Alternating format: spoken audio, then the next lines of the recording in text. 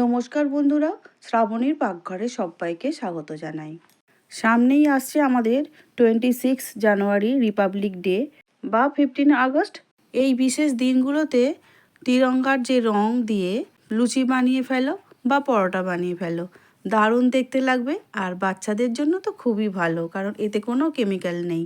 সমস্ত ভেজিটেবলসের যার কালার আছে সেই কালার দিয়েই আমি আজকে বানাতে চলেছি ট্রাই লুচি বা পুরি। গাজর ভালো করে ধুয়ে গ্রেট করে নিয়েছি, এর মধ্যে থেকে ছেঁকে নিয়ে আমি কালারটা নিয়ে নেব।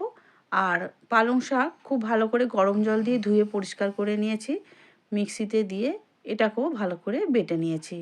আর আমি কিন্তু এই রস নেব না, পুরো বাটাটাই আমি নিয়ে নেব। গাজরটা কিন্তু একটু ছেঁকে নেব, কারণ গাজরটা একটু ঘন মতো হয়েছে, ওটা মাখার সময় ময়দার সঙ্গে অসুবিধা হবে, সেই জন্য গাজরটা একটু ছাঁকনির সাহায্যে ছেঁকে গাজরের রসটা বের করে নিচ্ছি। তাহলে কমলা কালার হয়ে গেল, আর পালং শাকের জন্য সবুজ কালার হয়ে গেছে। এবার সাদাটা ময়দা দিয়েই করে নেব। ময়দার মধ্যে অল্প নুন আর সামান্য জোয়ান আর অল্প সাদা তেল দিয়ে খুব ভালো করে ময়ান করে নেবার পরে পালং শাকের ব্যাটারটা দিয়ে অল্প অল্প করে পুরো ডোটাকে বানিয়ে নেব। একদম যেভাবে লুচি পরোটার ডো বানানো হয় ঠিক ওইভাবেই একটা ডো বানিয়ে নিচ্ছি। সবুজ কালার ডোটা আমাদের প্রায় রেডি হয়েই গেছে, দেখতেই পাচ্ছ কত ভালো দেখতে হয়েছে। এবারে আমি ঢাকা দিয়ে রেখে দেবো সাইড করে। আবারও আমি ময়দাটা সেম প্রসেসেই অল্প নুন, জোয়ান আর সাদা তেল দিয়ে ভালো করে মেখে নিয়ে তারপরে জল দিয়ে অল্প অল্প করে আবারও যে অরেঞ্জ কালার বা কমলা কালার রঙটা বেরিয়েছে গাজরের থেকে, সেইটা দিয়ে এবারে এই ময়দার ডোটাকে সুন্দর করে বানিয়ে নেব। ঠিক আগে যেমন শক্ত ডো বানিয়েছি এইভাবেই বানাতে হবে, কারণ লুচি পরোটা করার সময় যে ডো বানানো হয় সেমই ডো বানাতে হবে, শুধু জল ছাড়া। এবারে বানাবো একটা সাদা ডো, সেমভাবেই করবে। তেল, জোয়ান আর নুন দিয়ে ভালো করে মেখে নিয়ে এটা জল দিয়ে মাখবো, কারণ এটা যেহেতু সাদা হবে ময়দাটা, আর সেই জন্য এতে কোনো কালার ব্যবহার করা যাবে না, সেই জন্য জল দিয়ে মেখে এটাও একটা ডো বানিয়ে নিলাম। তাহলে তিরঙ্গা বানানোর জন্য আমাদের 3টে কালার রেডি হয়ে গেছে। এবারে ছোট ছোট করে লুচি যেভাবে বানানো হয় সেই রকম করে লেচি কেটে নিচ্ছি। দেখতেই পাচ্ছ ছোট ছোট সমস্তগুলোই আমি এক ধার থেকে কেটে নিচ্ছি, কারণ কাজে সুবিধার জন্য আর গুছাতেও হবে, না হলে দেখতে ভালো লাগবে না, সেই জন্য সমস্ত লেচিগুলোকে আমি একইভাবে ছোট ছোট সাইজ করে কেটে নিচ্ছি। নতুন বন্ধুদের কাছে একটাই অনুরোধ, যদি আমার ভিডিও ভালো লেগে থাকে অবশ্যই সাবস্ক্রাইব করে শ্রাবণীর পাকঘর চ্যানেলটির পাশে থেকে যাওয়ার অনুরোধ রইল।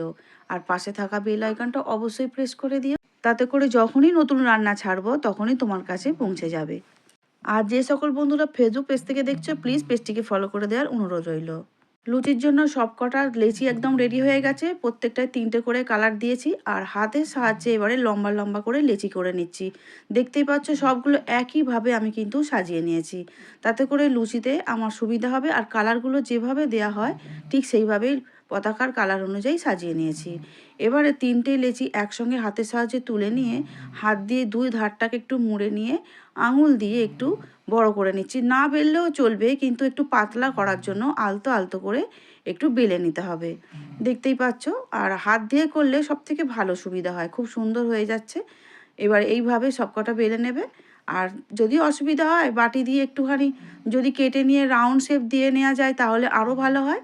প্রত্যেকটা লুচি একইভাবে হাতের সাহায্যে চাপ দিয়ে তারপর বেলনা দিয়ে আমি বেলে নিচ্ছি। প্রত্যেকটা লুচি আমার সুন্দর করে বেলা হয়ে গেছে, দেখতেই পাচ্ছ কত সুন্দর দেখতে হয়েছে, তাই না বন্ধুরা? তোমাদের কেমন লাগলো অবশ্যই একটা করে কমেন্ট করে আমাকে জানাবে। এদিকে কড়া বসিয়ে দিয়েছি, কড়ার তেলও বেশ গরম হয়ে গেছে।